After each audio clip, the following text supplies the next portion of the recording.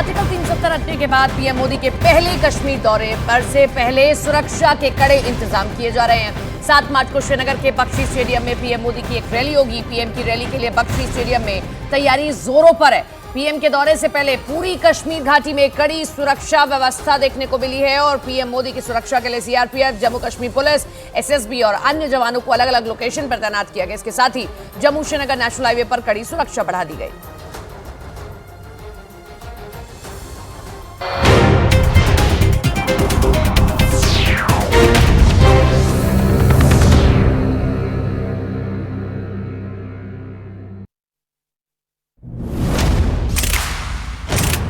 सुबह की वो अहम खबरें जो बदलती हैं दिन का रुख, तय करती हैं देश की दशा और दिशा और डालती हैं आपकी जिंदगी पर सीधा असर। रखिए हर खबर पर मेरे साथ नजर। देखिए न्यूज 18 इंडिया मॉर्निंग प्राइम, सिर्फ न्यूज 18 इंडिया पर। ड्राई आइस खाने से बीमार पड़े लोगों को अस्पताल से छुट्टी मिल गई। दिल्ली के नजदीक हरियाणा के गुरुग्राम के एक रेस्टोरेंट में माउथ फ्रेशनर की जगह ड्राई आइस खाने की वजह से बीमार हुए 5 लोगों को अस्पताल से डिस्चार्ज कर दिया गया। इसके साथ ही इस मामले में पुलिस ने गगनदीप नाम के आरोपी को गिरफ्तार करने का दावा किया। एक रोज पहले उस रेस्टोरेंट में माउथ फ्रेशनर की जगह ड्राई आइस दिए जाने की वजह से 5 लोग खून की उल्टी करने लगे थे। प्रधानमंत्री नरेंद्र मोदी 7 मार्च को जम्मू कश्मीर की राजधानी श्रीनगर में एक बड़ी रैली करेंगे। ये रैली बख्शी स्टेडियम में होगी, जहां करीब 2 लाख लोग शामिल होंगे। इसके साथ ही प्रधानमंत्री कई योजनाओं का भी लोकार्पण करेंगे। झारखंड के दुमका में यूरोप के देश स्पेन की महिला के गैंगरेप के मामले में पुलिस ने 5 और आरोपियों को गिरफ्तार करने का दावा किया। इस मामले में पहले ही 3 आरोपियों को गिरफ्तार किया जा चुका है। इस बीच मध्य प्रदेश के शाजापुर पहुंचे राहुल गांधी ने राम पर ऐसा बयान दिया कि उनका विरोध शुरू हो गया। राहुल गांधी की भारत जोड़ो न्याय यात्रा मध्य प्रदेश में, इसी दौरान उन्होंने राम पर बयान दिया और बखेड़ा खड़ा हो गया। उन्होंने शाजापुर में एक रोड शो के दौरान ये टिप्पणी की और बयान देने के कुछ ही देर बाद उनका विरोध हुआ। राहुल की गाड़ी जब सड़क से गुजरी तो उसी समय दूसरी तरफ खड़े कुछ लोगों ने जय श्री राम के नारे लगाए। नारेबाजी के बीच राहुल ने इन लोगों से हाथ भी मिलाया, लेकिन जय श्री राम के नारे लगते रहे। जय श्री राम। इससे पहले राहुल जब अपनी गाड़ी पर बैठे थे तो इन लोगों ने प्रधानमंत्री के नाम के नारे भी लगाए। मोदी मोदी मोदी मोदी। पीएम के नाम के नारे सुनकर राहुल गांधी अपनी गाड़ी से उतरे और इन लोगों से मिलने पहुंच गए। इन लोगों से मिलने के बाद राहुल वापस अपनी गाड़ी में गए। इस दौरान लगातार नारे लगते रहे। लोगों ने राहुल के सामने बार बार जय श्री राम के नारे लगाए। नारेबाजी के बीच गाड़ी में बैठे राहुल ने इन लोगों को फ्लाइंग किस दी और थम्स अप किया। लेकिन जब तक राहुल गांधी वहां रहे, सड़क के दूसरी तरफ खड़े लोग जय श्री राम के नारे लगाते रहे। एमपी के शाजापुर में अपने रोड शो में राहुल गांधी ने प्रधानमंत्री पर निशाना साधा और राम पर कुछ ऐसा बोल दिया कि सियासी पारा चढ़ गया। मोदी जी चाहते हैं कि आप दिन भर मोबाइल पे रहो, जय श्री राम बोलो और भूखे मर जाओ। राहुल ने जैसे ही ये बयान दिया वो बीजेपी के निशाने पर आ गए। वो क्या बोलते हैं, कितना बोलते हैं, ये छोड़ दीजिए। देश ने उनको गंभीरता से लेना बंद कर दिया। इससे पहले राहुल गांधी ने वाराणसी के दौरे पर यूपी के युवाओं से जुड़ा बयान दिया था। उसके बाद बीजेपी ने खूब आलोचना की थी और इस बार उन्होंने राम के नारे से जुड़ा बयान दे दिया और इसके कुछ ही देर बाद उन्हें लोगों के विरोध का सामना करना पड़ा।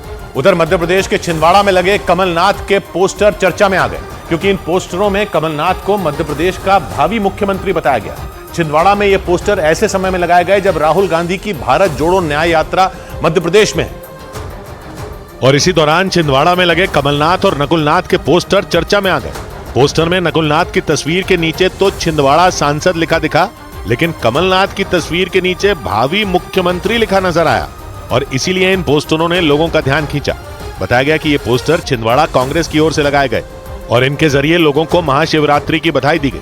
लेकिन इन पोस्टरों में कमलनाथ की तस्वीर के नीचे लिखे भावी मुख्यमंत्री ने सियासी हलचल पैदा कर दी, क्योंकि छिंदवाड़ा में ये पोस्टर ऐसे समय में लगे जब राहुल गांधी मध्य प्रदेश में भारत जोड़ो न्याय यात्रा कर रहे हैं और अटकलें लगी कि ऐसा कांग्रेस हाईकमान पर दबाव बढ़ाने के लिए किया गया, क्योंकि कुछ दिन पहले खबर उड़ी थी कि कमलनाथ कांग्रेस छोड़कर बीजेपी में शामिल हो सकते हैं, लेकिन बाद में ऐसा कुछ नहीं हुआ।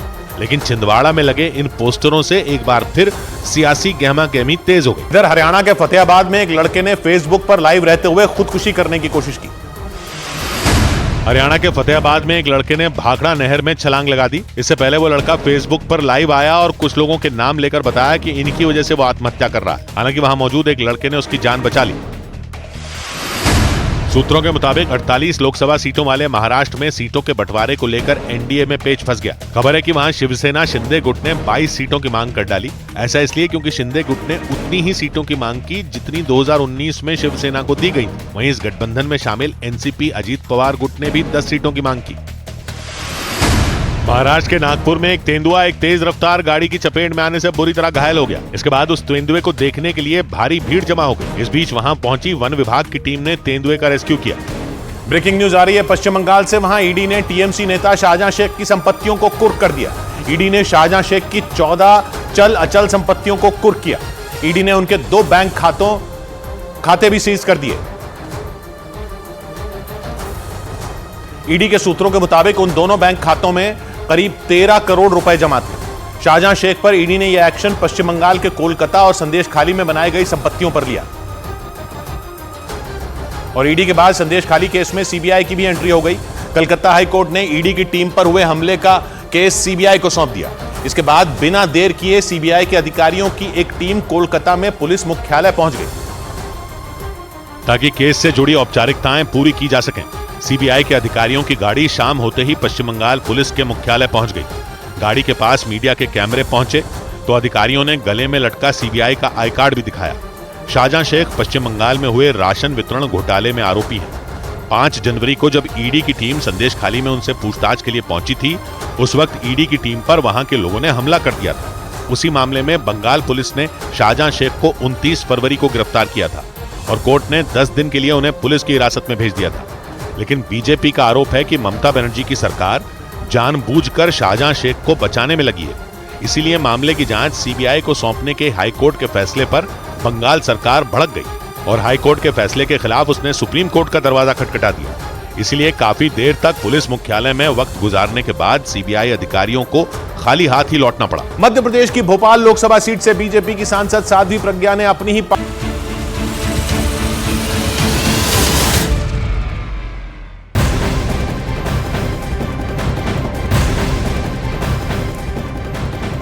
खबरों की शुरुआत करते हैं और सबसे पहले बात पीएम मोदी की। पीएम मोदी आज ममता बनर्जी के गढ़ पश्चिम बंगाल में आपको गरजते दिखाई देंगे। पीएम मोदी यहां कई विकास परियोजनाओं का उद्घाटन, लोकार्पण और शिलान्यास करेंगे।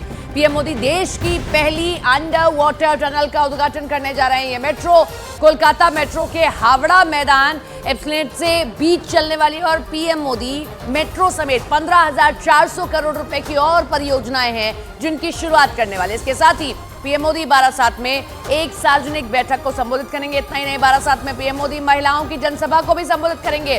सूत्र हमारे ये कह रहे हैं कि पीएम मोदी की आज की बारासात की रैली में संदेश खाली की महिलाएं भी शामिल हो सकती है। पीएम मोदी का इन महिलाओं से अलग से मुलाकात का कोई कार्यक्रम तय नहीं है। इससे पहले कल कोलकाता पहुंचने के बाद पीएम मोदी रामकृष्ण मठ और स्वामी कृष्ण महाराज के प्रमुख का स्वास्थ्य जानने एक अस्पताल पहुंचे थे।